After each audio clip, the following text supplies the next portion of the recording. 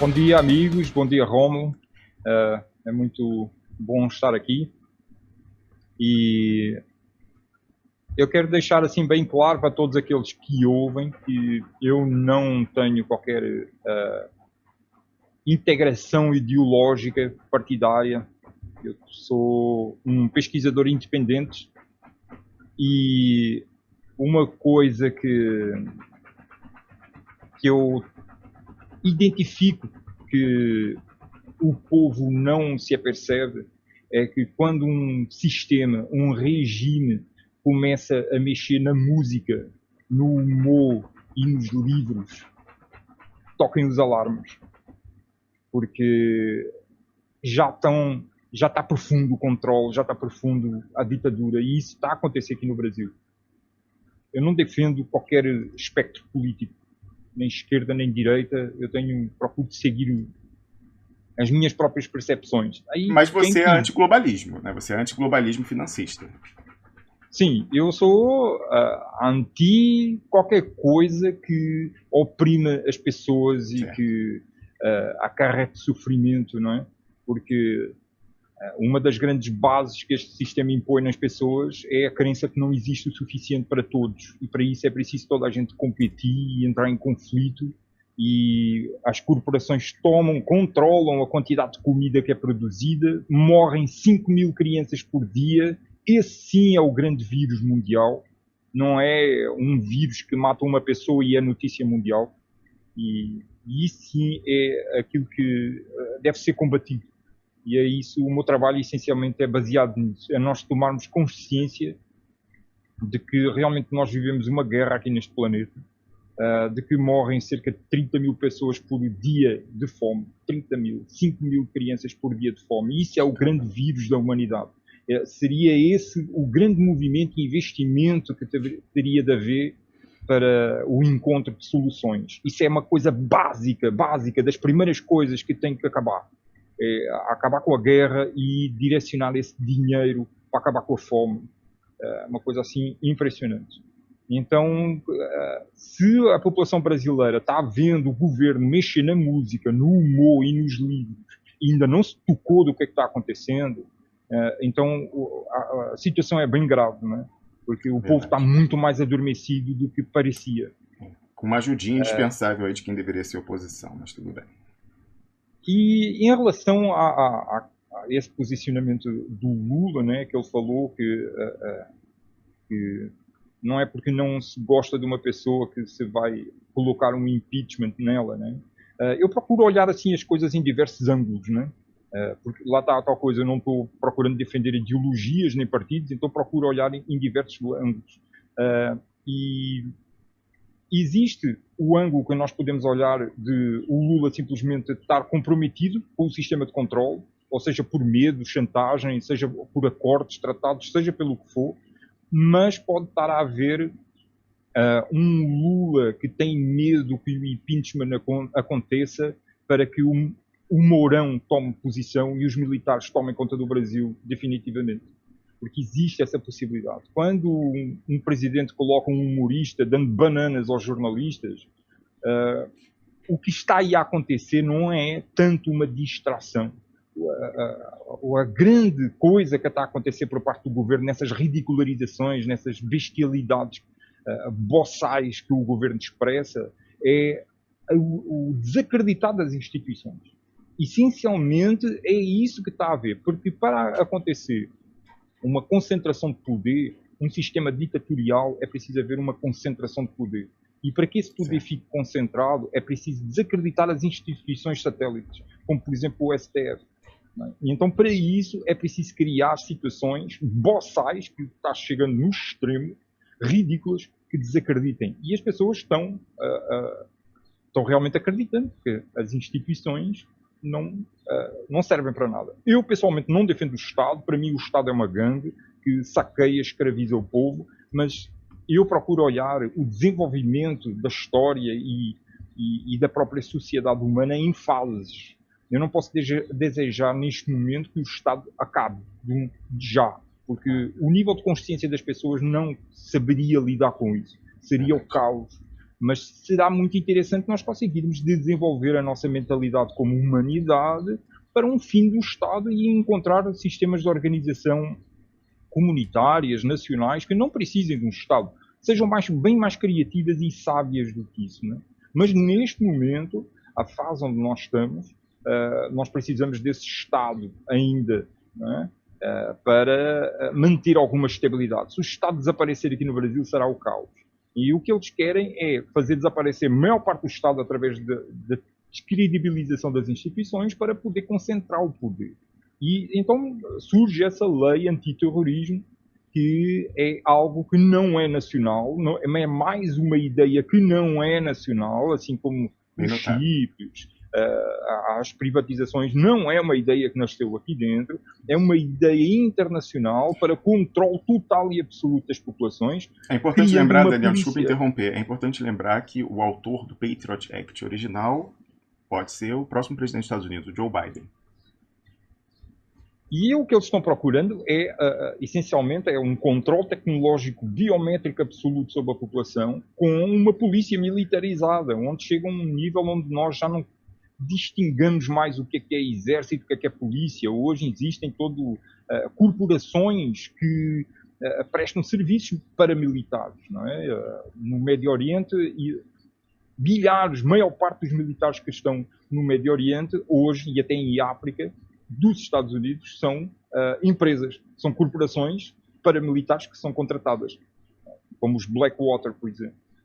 E então, para nós entendermos realmente como é que estas peças estão funcionando aqui, é bom que a gente comece a deixar de defender lados, para nós conseguirmos nos elevar um pouquinho acima do tabuleiro e ver como é que o jogo está a acontecer. Mesmo porque, Daniel Simões, infelizmente, é o que eu descobri de 2016 para cá, no contexto atual no Brasil, na representação político-partidária, pelo menos nas tendências majoritárias, as que estão representadas nas instituições, não há lados, é o mesmo lado. É o lado do imperialismo e da destruição, do genocídio do povo brasileiro. Bom, e só um parênteses, se estava havendo aqui um zunido aqui no meu som, não sei se os ouvintes estavam a ouvir, tá, terminou agora, como o carregador estava aqui. Bom, e com isto nós podemos entrar neste tema que eu vim trazer hoje, que é, com o fundo, né, vai a Toca do Coelho, isso buscando o filme hollywoodesco de Matrix, né, e a história daquele livrinho da Alice no País das Maravilhas. Com o fundo vai a Toca do Coelho. E nós vivemos uma grande farsa, uma grande mentira a nível institucional, a nível de sociedade. A maior parte do que nós apercebemos como realidade é uma farsa, é uma ilusão. Portugal também é assim, Daniel? É igualzinho que a gente está vendo? Todo mundo, cara. Todo mundo. Portugal, assim, só para ter ideia, assim, antes de entrarmos diretamente no tema que eu vim trazer aqui, só para ter uma ideia, a Rede Globo, vamos fazer aqui uma linha geográfica e histórica. A CIA cria a Rede Globo aqui no Brasil. A Rede Globo cria o Grupo SIC em Portugal. O Grupo SIC tem mais de 80% da comunicação social em Portugal. Televisões, rádios, revistas. Nossa. O dono do Grupo SIC foi primeiro-ministro, que era o Francisco Pinto Balsemão. O Francisco Pinto Balsemão era membro permanente do Grupo de Bilderberg. Ele era o anfitrião dos portugueses. Todos os anos ele lá estava. Então nós já estamos a ver aí onde é que Portugal está, né? Portugal também passou por todo um sistema. Olha, eu acho que foi um truco histórico, porque se Portugal, como fala a música do Chico Buarque, nos legou a sífilis, a gente legou para vocês a herança dos marinhos. Então eu acho que chumbo trocado não dói. Pois, a herança é tão grande que até o genérico da TV SIC era igual à Globo. Eu não sei se agora ainda é, né? Mas era exatamente igual. O brasileiro chegava lá e olhava e dizia, olha, mas isto é igual à Globo. Pois é, porque tudo é uma rede imensa, né? É preciso ver como é que tudo isso está interligado. E nessas buscas que eu comecei a fazer desde bastante jovem sobre como é que realmente funciona e onde é que eu realmente estou, eu vim encontrar os trabalhos de uma pessoa que é o Jordan Maxwell. O Jordan Maxwell hoje já está idoso, já é uma pessoa, um velhinho, digamos assim, uma pessoa com uma clareza de pensamento muito grande e não tão conhecido quanto ele merece. Por exemplo, ele foi a pessoa que deu as informações para o David Icke Foi ele que abriu a cabeça do David Icke. E o David Icke nunca menciona ele, nunca lhe presta essa homenagem, não é? E o Jordan Maxwell, ele traz assim, conhecimentos assim, incríveis. Ele tem entrevistas, áudios com amigos deles que nem se identificam, porque são pessoas colocadas dentro do sistema americano, que começam contando como é que funciona e onde é que nós estamos. Então, um dos amigos do Jordan Maxwell descreve detalhadamente como é que os Estados Unidos é uma corporação. Está sendo governado por uma corporação. E baseado na lei marítima. Lá tem esse nome. A lei marítima dos Estados Unidos. E ele vai explicando uma série de coisas em inglês, né? Porque é que se chama friendship? Ship em inglês quer dizer navio. É verdade. Né? E então, friendship é amizade. Então, se nós traduzimos a letra, é uma amizade navio. Por que é que a palavra navio está ali, né? Nunca tinha me ocorrido isso, é verdade. E nós vamos encontrar o ship em uma série de coisas. Pronto, agora em inglês estou falando português, aí agora não estou lembrando outras palavras, mas tem diversas palavras ligadas com negócios, que tem ship. É verdade. E por causa disso, porque está ligado com a lei marítima. E ele explica que a lei marítima é diferente da lei terrestre. E aí eu comecei a ver, e ele começa a dizer, olha, cada cidadão americano é uma commodity na Bolsa de Valores americana, valendo $500 mil. Como assim? E eu pensei, como assim? E ele continua explicando. Ele diz assim, que cada cidadão americano, o Estado investe, acredita que aquele cidadão, durante a vida dele, tem o potencial para gerar $500 mil de riqueza. Então, o cidadão é uma commodity e, ao mesmo tempo, um produto e um serviço da corporação. Certo. Aí eu recebi essa informação já aqui no Brasil e aí eu lembrei-me, e o Brasil, como é que será aqui? Aí eu fui procurar, né? Então, o que eu encontrei a nível de documentos oficiais, e que está tudo exposto no meu blog e nos meus vídeos, é que realmente a República Federativa do Brasil é uma corporação-Estado registrada na Comissão de Títulos e Câmbios dos Estados Unidos, e da qual os cidadãos brasileiros são propriedade. Né? E como é que o cidadão brasileiro é propriedade dessa empresa? Né? Quando o pai e a mãe pegam na criança para registrar a criança, elas vão registrar a criança na República Federativa do Brasil. Certo. Num cartório. E o cartório pega num formulário, que é um modelo. Eu tive que estudar sistemas de registro. E o modelo que é usado para fazer o registro de crianças possui um número de matrícula. Então eu lembrei-me de procurar ver como é os formulários, como é que são os modelos de inscrição de registro de imóveis e de carros. E são semelhantes ao de pessoas. Certo. Então, quando nós vamos olhar, a pessoa é registrada na República Federativa do Brasil com um número de matrícula, da mesma forma que um carro é registrado com um número de matrícula ou um imóvel é registrado com um número de matrícula.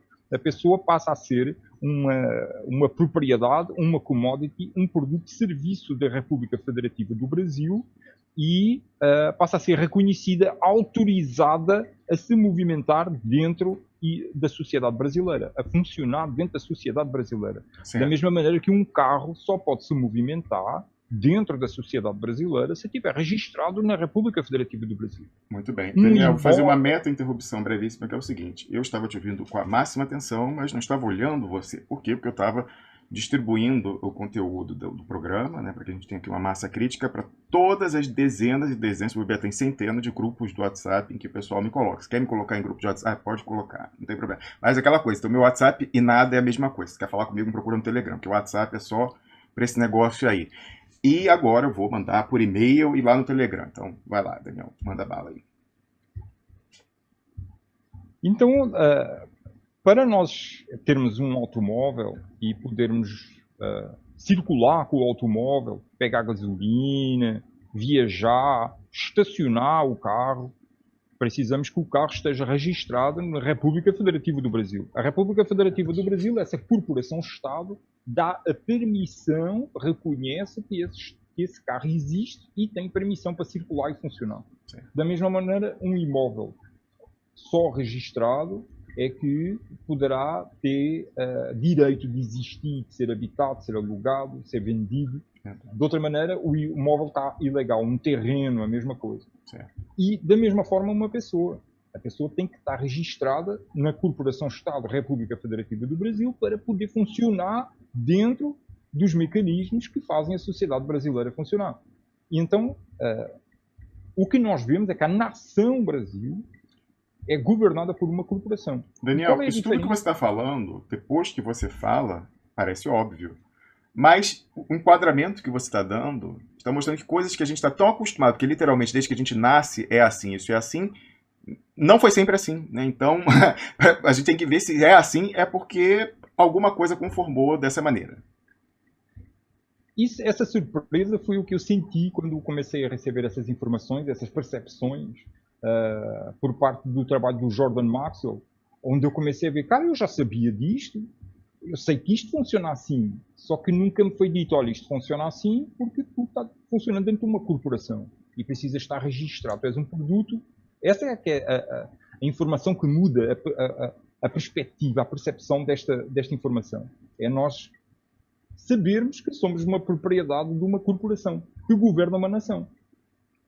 E qual é a diferença entre a nação Brasil e a corporação-Estado que governa o Brasil?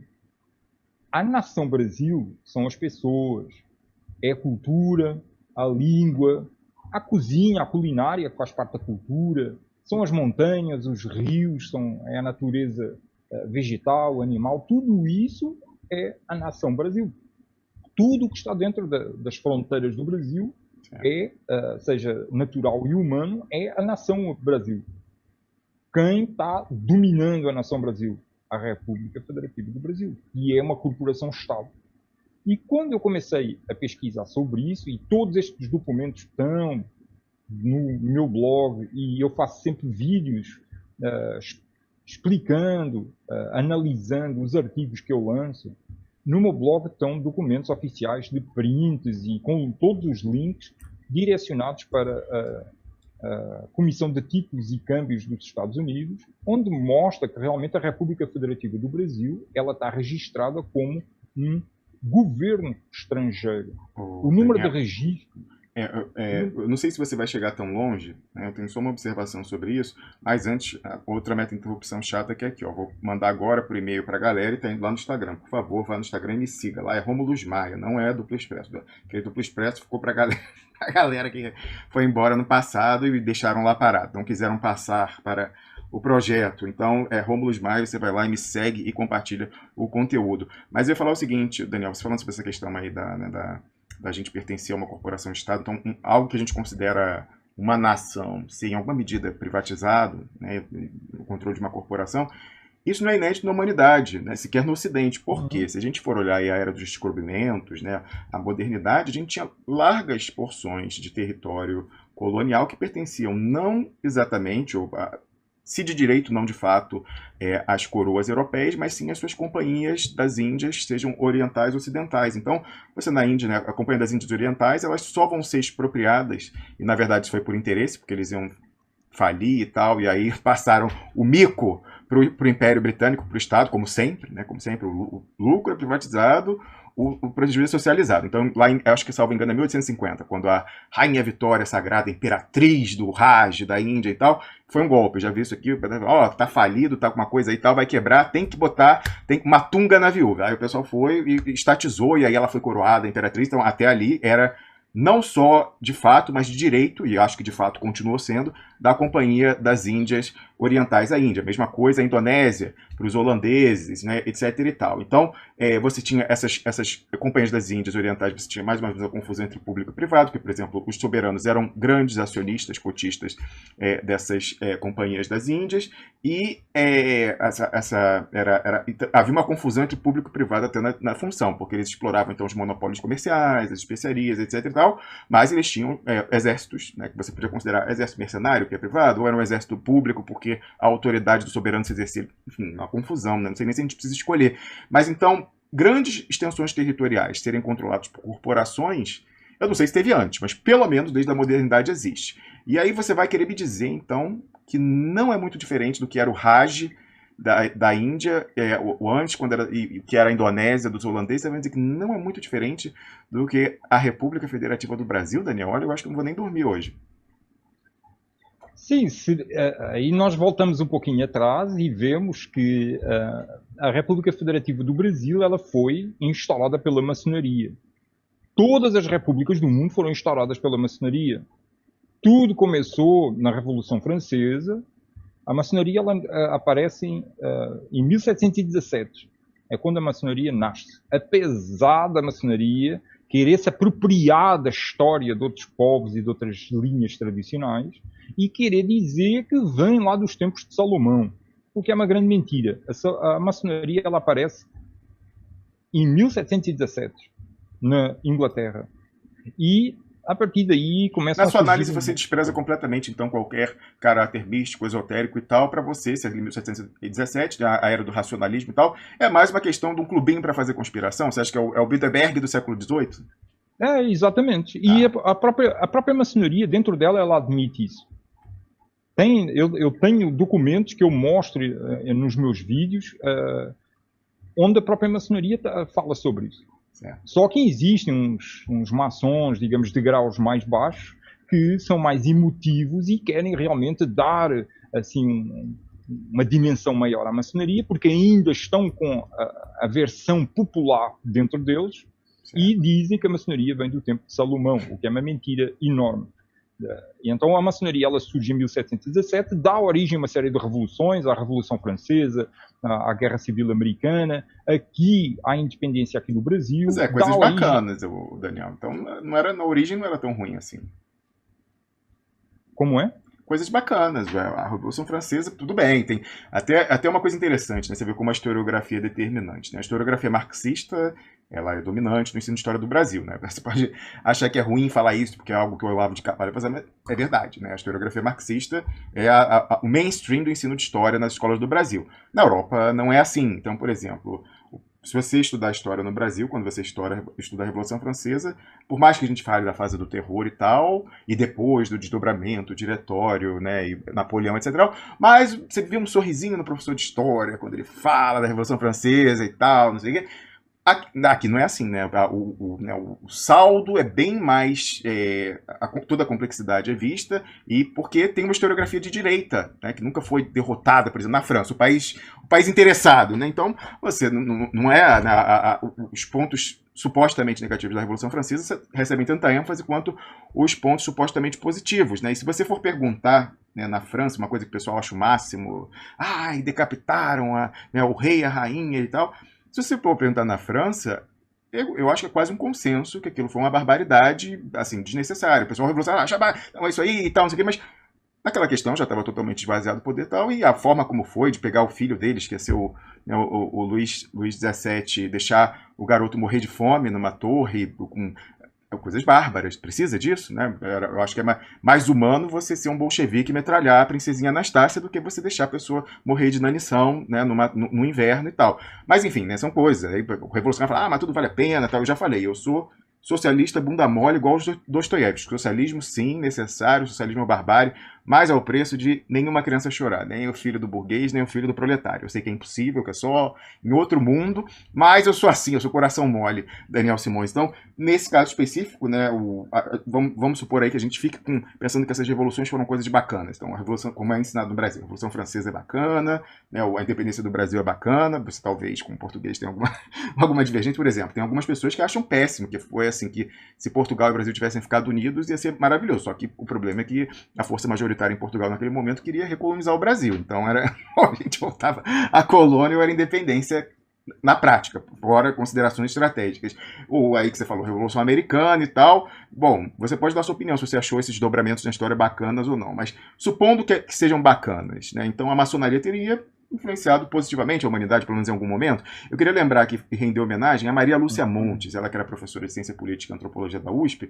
Ela notava, né, o papel deletério que a maçonaria tem hoje na história do Brasil. Vamos lembrar em Mourão e tal. O golpe no Brasil foi articulado nas lojas maçônicas, né, principalmente no Sul, onde tem a tal da sinergia entre o Comando Militar Sul e o TRF-4, que mandou Lula para a cadeia. O ex-comandante do Sul e ex-comandante do Exército, General Vilas Boas, falou: não, a gente atua em sinergia. Ele falou isso quando o pessoal mandou Lula para a cadeia, né? Então, assim, você vê que né, todos ali da juristocracia estão muito bem representados nas lojas maçônicas. Mais uma vez, eu não sei se tem dimensão esotérica, se tem ou não tem, para mim é irrelevante. Eu sei que é um clubinho, né, uma sociedade discreta, onde eles se reúnem e conspiram e fazem golpe, como que está ocorrendo no Brasil, associados, né, porque a maçonaria vem de fora. Aí tem articulação, subordinação, negócio do rito inglês, escocês e tal. Não sei, nem quero saber. O que me interessa ali é que é um pessoal que articula golpe nesses negócios, nessas confrarias aí e tal. Estão fazendo isso. Mas a Maria Lúcia Montes olhava lamentando isso. Ah, que coisa terrível. Ela que foi professora da Escola Superior de Guerra, uma das pessoas que me induziu ao erro de escrever aquele artigo falando Vilas Boas, sacrifício de um herói nacional, né? Mas, como eu falei, espectro total. A militante do PT de Brasília, próxima aos ADC, falou: não, minha família, amiga da família dele, vou te contar um segredo, ele tá com esclerose lateral amiotrófica, ele tá segurando a onda ali, não vai sair do comando, que é para a linha dura do exército não pegar o comando e poder botar o Bolsonaro na presidência, né? Então, foi assim, da petista militante, amiga do Zé Dirceu, bom, a Maria Lúcia Montes não é de direita, mas assim, aos subordinados do Vilas Boas, que foram alunos do meu pai no MBA, passando por pessoa em Brasília nacionalista, que tem fontes nas Forças Armadas e sei lá mais quem, mas a Maria Lúcia Montes, que deu aula na Escola Superior de Guerra, tá, conheceu muitas pessoas, mas foi uma pessoa que sofreu durante a ditadura militar, então obviamente que ela tinha restrições ao que pode acontecer no regime militar, e né, teve amigos aí perseguidos, colegas perseguidos durante o regime, mas ela, né, ela adorava Vilas Boas, achava, como eu também achei, o cara, né, o Lula pensou, o Lula não falou, todo mundo me falou que era um nacionalista, um humanista e tal. Pois é, então, mas ela, né, como foi professora da Escola Superior de Guerra, tem interlocução e conhece, para além do estereótipo, para além do arquétipo, o militar, né? Ela mesmo sendo uma pessoa de esquerda, assim, o militar, malvadão, ela conheceu pessoas reais, ela viu que não é bem assim, que todo mundo é contraditório, né, que as coisas não são preto no branco e tal. Ela sempre, né, quando eu queria descer a lenha com a intimidade, não faz isso, preserva a interlocução, não, Vilas Boas, não é tão ruim assim. Mas, por exemplo, ela, então, que tinha noção da associação entre o Exército Brasileiro e a maçonaria histórica, desde o século XIX, ela que foi professora de Antropologia e da Ciência Política da Universidade de São Paulo, ela sempre falava, ela sempre lembrava, ela descia a lenha na maçonaria hoje em dia, mas falava, mas que degeneração, esse pessoal...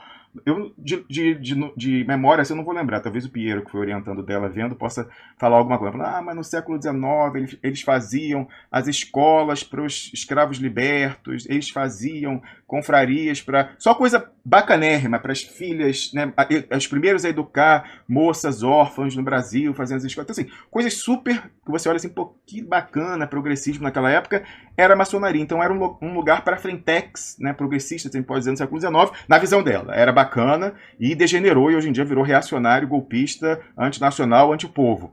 Você, aí, depois dessa longa digressão, você acha que no século XVIII, quando ela surgiu, ela era bacanérrima e assim, progressista, ou ela sempre foi um lugar de conspiração de oligarquias contra os povos, Daniel Simões?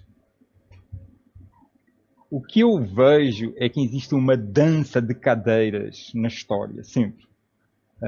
Eu faço um trabalho, né, de trazer o máximo de clarificação dentro daquilo que eu consiga perceber. Não estou dizendo que eu vejo claro, eu procuro transmitir para fora o mais claro que eu puder, de como é que o sistema está organizado e como é que funciona e como é que nós chegamos aqui onde estamos hoje. E o que eu identifico é que existe uma dança de cadeiras. As pessoas normalmente aproximam-se de instituições, aproximam-se de grupos de interesse na busca pelo poder. E, essencialmente, o poder, se lhes for dada a oportunidade, é o poder sobre as outras pessoas, de dizer o que as outras pessoas devem ou não devem fazer. E eu estou fazendo um trabalho, eu não busco ter poder sobre ninguém, eu não estou querendo cadeiras de poder, não estou querendo dizer a ninguém o que é que a pessoa há de fazer e como é que há de viver a vida dela. Eu não estou nem arrogando dizer como é que a sociedade se há de organizar. Eu quero é que me deixem em paz para eu poder conviver com as pessoas do jeito que eu achar que é melhor. Não é? Mas o sistema não quer que eu viva assim, não quer que ninguém viva assim. E o que eu identifico ao longo da história é que essa luta, essa dança de cadeiras para ver quem é que se senta nas cadeiras de poder, ela tem um caráter revolucionário, sempre, que identifica onde é que estão os pontos vulneráveis dentro das sociedades e surgem, esses movimentos inicialmente surgem para resolver esses pontos vulneráveis. Sempre se apresentam como o caminho da solução. Então, hoje em dia, por exemplo, eu fiz um trabalho exaustivo sobre a metodologia da Open Society Foundations do George Soros na Roménia e na Europa do Leste, onde eles formam pessoas lá dentro em um movimento revolucionário, dão formação nisso. E a estratégia é sempre a mesma, já é antiga e continua sempre sendo a mesma. Chega-se numa nação, identifica-se quais são os pontos vulneráveis, racismo, homofobia, se existe pedofilia, eles identificam quais são os pontos vulneráveis, droga. Por exemplo, a Open Society Foundation tem financiado e participado de diversos eventos aqui dentro do Brasil relacionados com a toxicodependência. Então, eles identificam onde é que estão os pontos vulneráveis, que a população deseja que sejam consertados, que apareçam salvadores, líderes com soluções que possam resolver esses assuntos, e a partir daí eles vão entrando, ao mesmo tempo que aparentemente estão resolvendo essas soluções, eles vão entrando e se sentando nas cadeiras de poder. Então, é natural que inicialmente a maçonaria tenha vindo a tapar algumas lacunas que existiam da gangue que estava, né? Porque a gangue que estava eram os reis e era a Igreja Católica. Aí saiu às monarquias, a maior parte das monarquias e do poder católico do poder, e passou a existir uma maçonaria. Tanto que a maçonaria, por exemplo, aqui no Brasil, ela foi financiada inicialmente pelos Rothschild. Os caras começaram logo a investir para garantir que já não a República já não saía daqui. Então, eu até acho que eu falei isso na live passada. A primeira dívida externa que eu tenho conhecimento aqui no Brasil é dos Rothschild, que emprestaram 2,5 milhões de libras para garantir que a República se mantivesse aqui. Então, nesse tempo, os Rothschild, muito possivelmente, foram vistos como benfeitores da sociedade. Os caras investiram na construção de ferrovias, no mercado de café, gerou emprego. Mas será que eles estavam fazendo isso como benfeitores? Será que eles estavam fazendo isso como um movimento social, realmente, para melhorar o país? Ou será que eles estavam conquistando território? E hoje nós vemos que a consequência é exatamente essa. Essas famílias estão donas das minas que tiram o minério, ou seja, eles são donos de todo o processo de funcionamento da sociedade. Desde a base, que são as minas, de onde se vai buscar o minério, são donos das fontes de água, são donos dos caminhos de ferro e das estradas e dos meios de transporte que transportam esses minerais, digamos assim. Eles são donos dos processos de transformação desses minerais e são donos da venda dos produtos resultantes do minério transformado. Não é? E então, quer dizer, existe esse movimento revolucionário em toda a história, onde surge como solução, mas que apenas visa se sentar nas cadeiras de poder para dominar as pessoas, dizer a elas como é que elas vão viver, e fazer elas trabalharem para enriquecimento de uns poucos. Isso é o que eu identifico. Então é muito fácil nós olharmos para o início da maçonaria e ver que ela fez coisas boas. Libertou, com a princesa Isabel, libertou da escravidão. Mas o que é que eles estavam procurando? Eles estavam procurando apoio ao mesmo tempo da população. E foram ganhando poder. Porque, como tu disseste, isso veio lá de fora. Então é um movimento que tinha já um pensamento globalista. Eu mostro que em fotos que eu levantei dos arquivos de Lisboa, Arquivo Municipal de Lisboa, tem fotos antiquíssimas das comemorações do primeiro ano da República em Portugal, em 1911. E nós vemos que existe uma série de carros alegóricos e que nesses carros alegóricos, que são da maçonaria, dos telégrafos, mas são da maçonaria, estão repletos de símbolos da maçonaria, onde está já bem explícito lá a globalização. A ideia deles já vem há muito tempo para um domínio de uma república maçónica universal. E é isso que os caras estão conseguindo neste momento. Agora, vão surgir e estão surgindo já movimentos contra esse imperialismo, e esses movimentos estão identificando onde é que estão as lacunas, estão identificando onde é que estão as vulnerabilidades contemporâneas, onde é que está a insatisfação humana contemporânea em relação a esse império maçónico, e esses poderes vão começar a procurar tapar essas lacunas para ascenderem, por sua vez, mais tarde, ao poder. É uma dança de cadeiras de poder. Faz todo sentido o que você fala, eu concordo, em gênero, número e grau. Eu vou te perguntar uma consideração tática que, para mim, está resolvida. Eu acho que a gente tem que enfrentar, mas que outras pessoas talvez tenham, pessoas que concordem com você, mas hesitem em falar o que você fala. Por quê? Quem inventou o termo teoria da conspiração? A CIA. A CIA inventou, como nos falou aqui diversas vezes o grande embaixador Samuel Pedro Guimarães, a CIA inventou o termo teoria da conspiração para esconder a prática da conspiração. Né? Então, obviamente que a gente vê coisas bizarras aí sendo faladas de maçonaria, e fala que é reptiliano, Illuminati, e que cultua o diabo e não sei o que tal, e blá blá blá. Por quê? Isso você consegue estereotipar e você iguala. Quem fala criticamente da maçonaria é um terraplanista, é uma pessoa paranoica e tal. E aí eles podem ficar quase à luz do dia, né? Quando as lojas maçônicas, quase à luz do dia, conspirando, assim como Bilderberg, etc. e tal e tal. Então, assim, algumas pessoas sabem tudo isso que você está falando, né? Acadêmicos com quem eu converso, pesquisaram e tal. A própria Maria Lúcia Montes, ela sabia, né, no privado, de saber isso, mas ela não ia na parte aberta dela do Facebook, ela que já é falecida há alguns anos, falou, tá, não, a maçonaria tal, não sei o que. Não, ela sabia, mas assim, por quê? Ela pensava, porque ela queria proteger, passar a mão na cabeça. Não, ela falou, não, se eu falar maçonaria, o pessoal vai pegar e falar, olha isso, é tudo, desacredita tudo que ela está falando, que ela é uma louca, que acredita em reptiliano e terra plana. Então, muita gente sabe o que você está falando, mas fala assim, não convém falar. A gente deve dar indícios, né, uma coisa ou outra, mas não deve falar maçonaria, articulação, conspiração e tal. Eu, assim, por algum tempo até, né, hesitei e tal, mas já há algum tempo eu acho que não. A gente tem que enfrentar, porque não tem como desmontar a questão da teoria da conspiração para esconder a realidade sem você tratar muito abertamente. Então é certo que pessoas mal intencionadas vão chegar e vão usar isso para falar, o Daniel Simões é um paranoico, teórico da conspiração, terraplanista, etc. Mas quando que você chegou com as suas pesquisas à conclusão de que você tinha que tratar abertamente dessa questão? Basta nós entrarmos dentro dos documentos da maçonaria e ler. Simples. Você sempre com os documentos. Sempre com os documentos. Exato.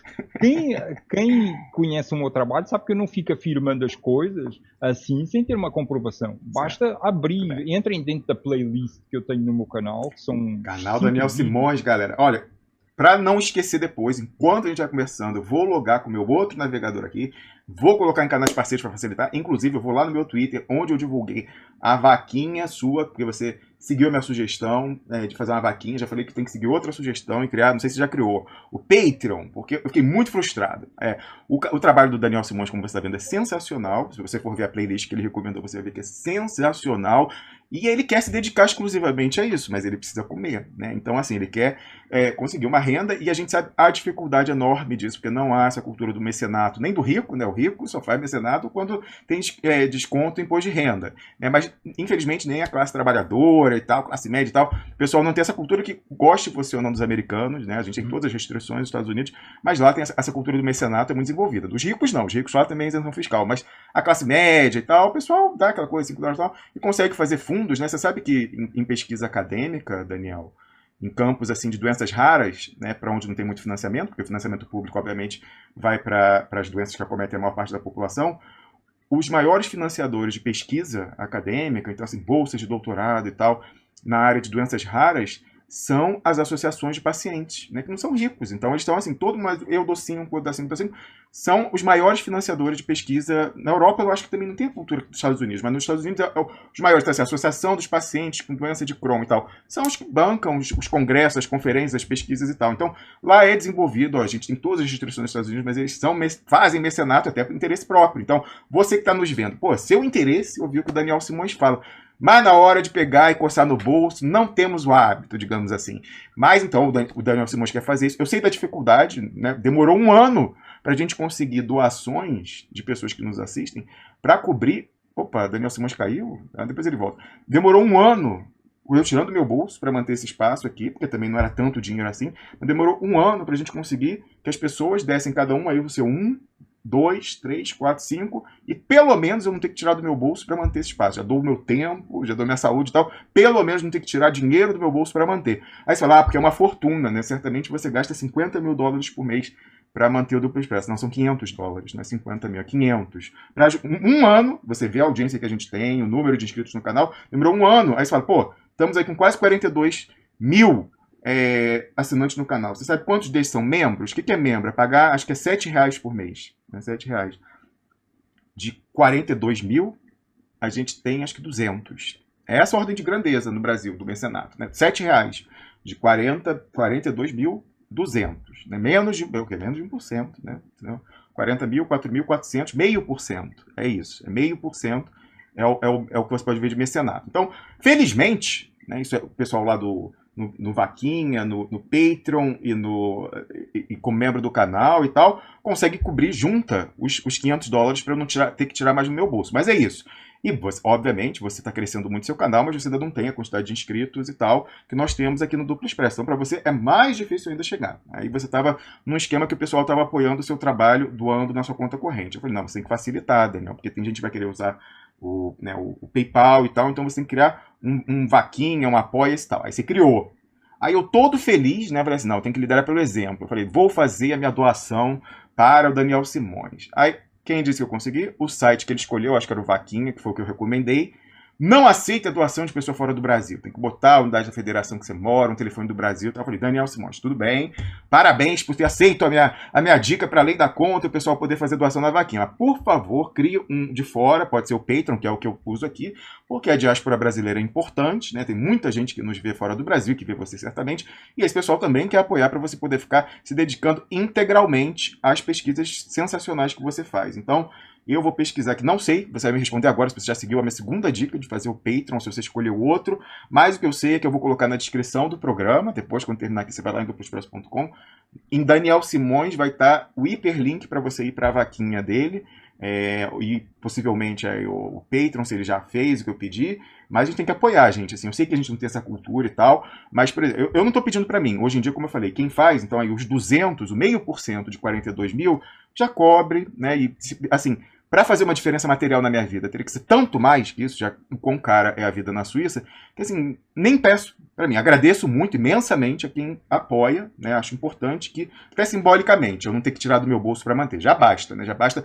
invadir a minha casa em março, tentarem me dar susto, deletar essa... Já tá bom demais. Moralmente, para mim, eu me sinto, pô, pelo menos o pessoal é solidário, ajuda a bancar. Me faz sentir, me motiva a vir aqui, saber que mais pessoas consideram importante ter esse espaço. Agora, se você tiver que escolher, por exemplo, estou em dificuldade, não posso, né, ajudar ao mesmo tempo o Duplo Expresso do Daniel Simões. Eu peço que você ajude o Daniel Simões, tá? Porque eu acho que é mais importante colocar ele trabalhando exclusivamente no que ele faz. Daniel, por favor. Agradeço aí essa força. Eu acho que eu já criei conta no Patreon, que eu fui ver, e eu tenho já uma, só que eu tenho estado com tanto trabalho, cara. Isto aqui é que não é brincadeira. A gente quer dar mais, a gente quer dar dinheiro para você trabalhar mais ainda. Cuidar. E é uma coisa que eu já falei para algumas pessoas, é que quem tem a missão dificilmente cansa. Nós dormimos pouco, mas acordamos já com aquela motivação, porque o nosso pensamento está focado numa linha de trabalho, numa missão, não é? Mas, assim, voltando ao que nós estávamos conversando, para quem não conhece tão bem o meu trabalho e está-me ouvindo a falar da maçonaria, todo o meu trabalho é baseado em documentos oficiais. Eu não fico afirmando nada sem comprovação. Existem coisas que eu acredito e existem coisas que eu sei. E as coisas que eu acredito, quando eu afirmo, eu deixo bem claro, olha, isto é uma percepção minha, isto é uma crença que eu tenho, eu não tenho como comprovar. Agora, em relação a essas questões da maçonaria, tudo comprovado. É só entrar dentro dessa playlist onde eu tenho vários vídeos onde eu demonstro sobre a história da maçonaria, porque hoje a própria maçonaria está assumindo o seu papel na história. Foi ela a grande motivadora da Revolução Francesa, da Guerra Civil Americana, da independência aqui no Brasil. da instauração da República em Portugal e por aí vai. Eles estão admitindo e estão abrindo essa história. E nós, fazendo levantamento histórico de documentos antigos, junto com as aberturas que eles estão dando hoje, nós construímos essa história. Não é nenhuma conspiração, não é nenhuma teoria, é algo que a própria maçonaria está abrindo. A maçonaria lá em Portugal, e nós reparemos, assim, fazer assim, só aqui um parênteses, que nós começámos a falar sobre o facto da República Federativa do Brasil ser uma corporação-Estado, e criam-se diversas ramificações de estudo, de pesquisa, que são essenciais para complementar toda essa informação, não é? E neste caso nós entendermos que a República Federativa do Brasil foi criada inicialmente pela maçonaria. Aí nós tivemos a ver, a maçonaria então era uma coisa boa porque livrou de certas coisas que não eram legais, e estamos a ver que existe um movimento revolucionário que aproveita de lacunas que existem dentro das sociedades para instaurar novos poderes, ou seja, dança de cadeiras. E então tudo isto que eu estou aqui falando acerca da maçonaria, ela é comprovado documentalmente, oficialmente. Perfeito. Você é conservador nesse ponto aí do rigor acadêmico. Não tem como. Nós, assim, principalmente, olha, essa questão do antiterrorismo, existe o Fórum de Segurança Brasil-Estados Unidos. O grande foco dos caras é o terrorismo cibernético. E você sabe quem está indo para os Estados Unidos ver coisa de segurança cibernética? O Sérgio Moro com o pessoal da Globo, juntos lá. Então estão indo onde recebe as instruções, lá na inteligência americana, CIA, NSA. E o seu conservadorismo está seguindo a orientação de alguém que você conhece bem, que é a Maria Lúcia Fatuarelli, né? Eu conversava com ela outro dia, né, sobre cautelas que a gente tem que ter no nosso trabalho, né? A gente tem que ser sempre irrepreensível, já que a gente contraria interesses tão poderosos. E ela falou algo que, né, um chavão, mas que ela leva ao pé da letra, né? Ela que contraria, né, há décadas aí, até em nível internacional, a finança. Ela falou, olha, é a vida inteira para construir um nome e 1 minuto para destruir. Então sempre tem que ter esse conservadorismo, Daniel. Eu fico sempre chamando a atenção das pessoas que acompanham o meu trabalho para ter muito cuidado com as informações que divulga, muito cuidado com as coisas que afirma, principalmente nas redes sociais, porque hoje todas estas leis antiterroristas, elas focam na guerra cibernética, como eu te chamo. Né? Isto já é antigo, porque eu já tenho vídeos antigos mostrando o antigo modelo de site do Conselho das Relações Externas dos Estados Unidos, onde eles tinham lá todo um programa específico dentro do Conselho das Relações Externas dos Estados Unidos, específico para conflitos e segurança cibernética. Então isto aqui, quando chega aqui no Brasil, não é uma coisa que vem daqui, vem de lá de fora, e um dos grandes argumentos, dos principais argumentos que eles utilizam para fazer um controle cibernético, e essa guerra antiterrorismo essencialmente cibernética, mas também física, são o que eles dizem que são as fake news, né? Porque nós já falando a verdade, eles já procuram classificar como fake news. Ora, se nós ainda ficamos divulgando informações que não são verdadeiras, não são confirmadas, estamos fortalecendo a que o sistema oprima a liberdade de expressão. Essencialmente é isso. Então, não é porque a pessoa, eu tenho uma conta de Facebook, ninguém me segue, eu vou compartilhar isto e eu nem verifico. Não, mas ela está contribuindo com uma gota d'água. Todos nós somos importantes nesse processo de verificar todas as informações. Não acreditem em nada daquilo que eu digo. Não acreditem em nada daquilo que eu digo. Vão verificar o que é que eu mostro, se é verdade ou não é.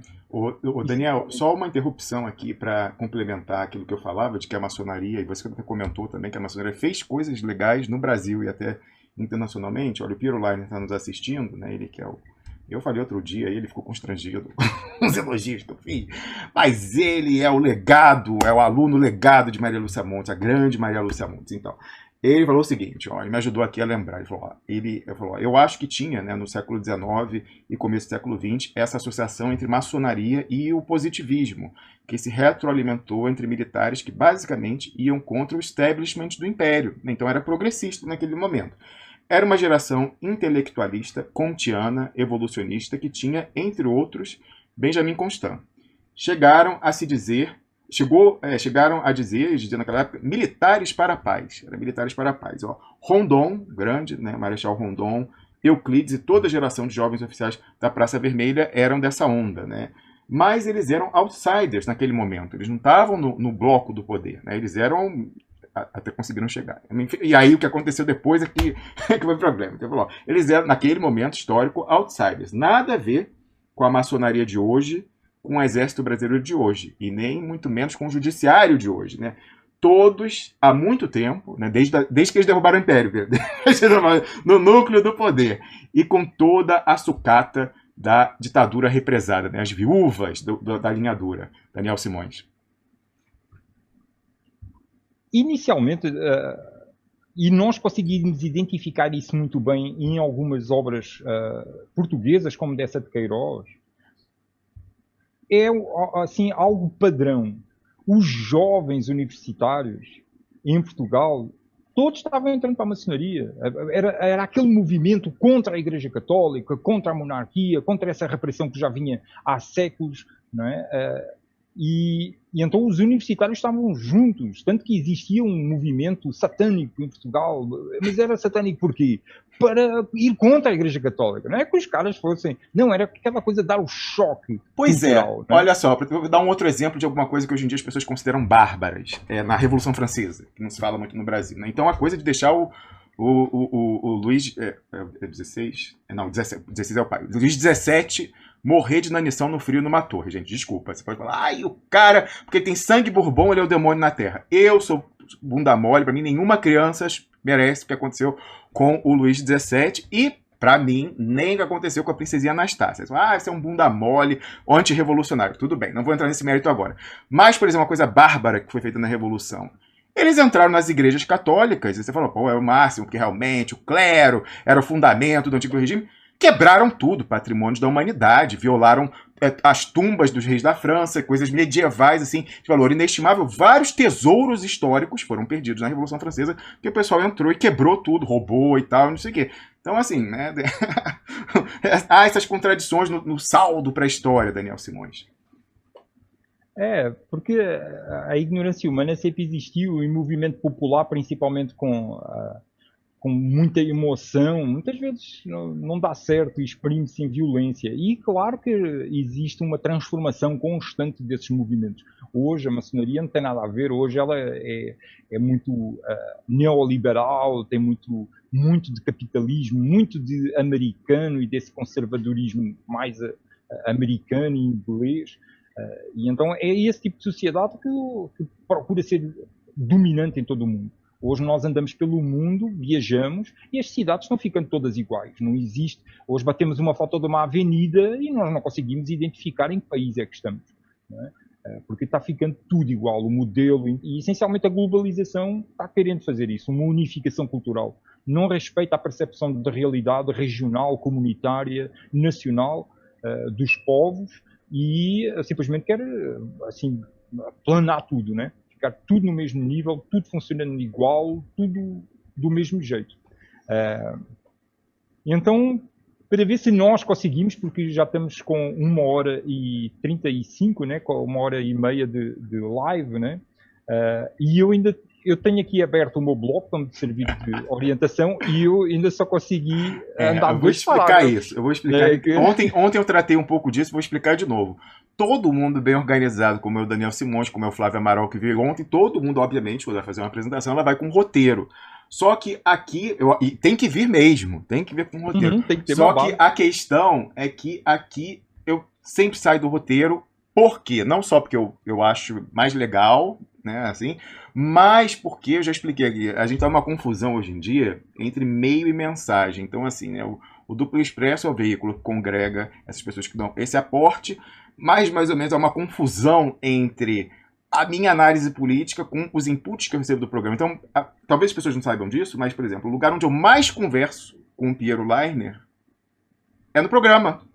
Você pode partilhar das nossas conversas. Onde eu mais converso com o Nildo Rix é no programa. Então, assim, na verdade, eu estou aqui para sugar os comentaristas do que eu preciso para chegar às conclusões e poder fazer a denúncia que eu faço do Patriot Act. Então, por isso que eu interrompo, vou continuar interrompendo, já falei, quem reclamar disso, pode fazer a crítica no mérito, mas, assim, me detonando, vai ficar e eu vou ler com a maior atenção. Agora, quem fica, ele não deixa uma pessoa concluir uma frase, ele interrompe, ele fala demais, essa pessoa, porque isso não só eu considero irrelevante, como não há chance de mudar, porque é o processo que eu preciso para chegar às conclusões que eu faço. Então, assim, vai ser banida, para não começar essa discussão no chat, sessão de comentário. Então, reclamou de intervenção longa, duração do programa eu ainda estou tolerando. O programa tem 4 horas. Essa eu ainda não dei orientação para os moderadores banirem, mas assim, tá quase. Porque não vai mudar, não adianta. É uma discussão que está superada, goste você ou não do resultado. Agora, da mesma forma, com essa, da mesma forma não, diferentemente, falou de, ele interrompe, não deixa concluir, ele fala demais, ele fala dele, não sei o que e tal. Esse é banimento sumário. Então, por mais que você tenha vindo com o seu roteiro, é proposital, mas até não conseguiria resistir a interromper e tirar você e desviar do caminho para eu poder sugar de você o que vai servir para minha análise, que enfim, a gente não tem um tempo ilimitado, né? Então, aqui é uma, digamos assim, não é um programa de variedade. É um programa que a gente tem um objetivo estratégico muito claro. Você falava aí que você não tem compromisso político com nenhuma força, mas a gente tem o compromisso aqui de enfrentar a finança globalista. Então, eu já fico 4 horas no ar, 5 horas, outro dia eu fico quase 6 horas no ar, e fora todas as horas que eu fico antes para preparar e depois. Então, esse tempo eu preciso usar para pegar o subsídio que eu vou usar para o que eu faço, para as denúncias importantes. Do outro lado, dizendo, vocês são os únicos opositores reais, porque o resto a gente domina tudo. Então, eu sequestro mesmo, mas é por uma boa causa. Não só porque faz bem a mim, mas porque faz bem às denúncias que a gente faz. Então, por isso que eu tirei você do roteiro várias vezes, você não falou nem o primeiro, mas eu quero deixar você muito tranquilo. A gente vai continuar, você vai voltar semana que vem, então você termina hoje onde você acha e dá a amarração que você quer dar, e a gente vai continuar nesse tema, porque esse tema é o tema, não tem do que mais falar, senão isso, Daniel Simões. E eu só tenho a agradecer a esses desvios que não são desvios, porque é uma coisa que eu acho que enriquece imenso todo o trabalho, é fazer perguntas. Porque existe uma linha que é apresentada, mas as coisas que são ditas, elas erguem uma série de perguntas que precisam ser esclarecidas, clarificadas, e isso só auxilia a que o meu trabalho fique cada vez mais embasado e mais robusto, né? Eu, por exemplo, é uma coisa que eu já encontrei assim diversas pessoas que se incomodam imenso, é quando eu começo a fazer perguntas em relação àquilo que elas afirmam. Aí elas não gostam que eu faça perguntas, e muitas delas encontram pontos de fuga, fogem das respostas, das perguntas. Aí eu faço novamente as primeiras perguntas e já faço novas perguntas em relação àquilo que ela falou de seguida. E as pessoas começam a levar a mal, aí começam a levar para o lado pessoal e começam já a adjetivar-me, a chamar nomes. Mas não, se nós estamos afirmando coisas, é muito bom que alguém comece a fazer perguntas sobre aquilo que nós estamos afirmando.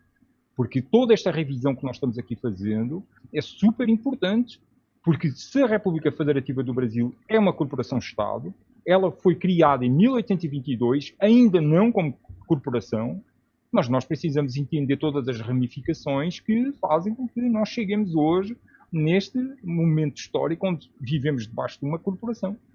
Então é preciso preencher todo esse cenário para entendermos, porque se existe um Banestado, se existe uma Lava-Jato, se existe um Banco Central que está querendo ser privatizado,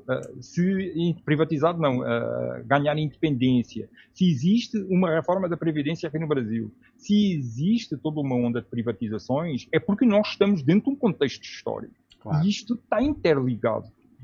Nós precisamos entender bem, interligar tudo isso, o que está a acontecer com a Petrobras, tudo isso está interligado e tem uma lógica muito clara quando nós começamos a estudar.